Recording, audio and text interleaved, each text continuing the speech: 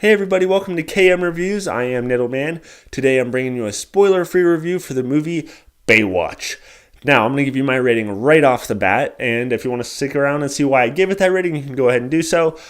But I'm going to go ahead and give Baywatch a one-night stand. This movie is exactly what I was expecting. So Baywatch was a show back in the day with Pamela Anderson and David Hasselhoff. It was all about big boobs running in bathing suits and silly shit happening. Now, if you go into this movie expecting some Oscar-winning plot and acting, you're going into the wrong movie. You have to go into this movie knowing exactly what to expect, which is basically a spoof of itself Baywatch movie. You know, it's a bunch of silly shit happening and people in bathing suits. I mean, are you really expecting some extraordinary comedy? I mean, this movie gave me exactly what I was expecting, and so I wasn't that disappointed with it. I've seen a bunch of really bad reviews, but I think because The Rock is in it, and Zac Efron, and all these people are assuming this is going to be some great comedy because The Rock, but really this movie is not that funny. It's not that great, but it's also not that bad either. It's just a one-night stand kind of movie. It's going to entertain you. You're not going to be bored. But you're going to roll your eyes a lot and be like, oh, that joke didn't work. That joke didn't work. That joke worked.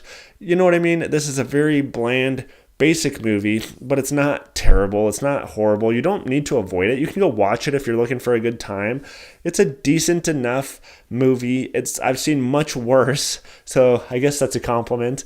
But I've also seen much better. This is a movie you can avoid at all costs, and you're not going to be missing out on anything.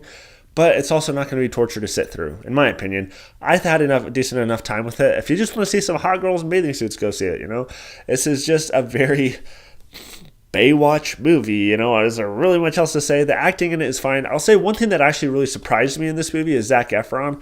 Watching the trailer, I thought he was going to be some dim-witted idiot the whole time.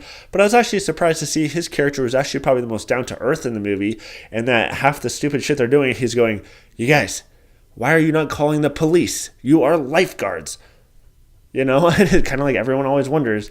But they play on that. They know what this movie is. This movie is completely ridiculous. But the movie is not trying to be serious about it, which I appreciate. It knows what it is. And now you got to know what it is going into it. And if you know that and you're not expecting too much, you might have fun with this movie. But there's really not much else to compliment on it. It's there, I guess. Anyways, so remember, you guys, you can follow me on Facebook, Twitter, and Instagram at Niddleman. Also, there's a horror movie coming out in June called It Comes at Night. It looks really freaky. I got to interview Kelvin Harrison Jr., who is the son in the movie to Joel Edgerton, who you may know from The Gift.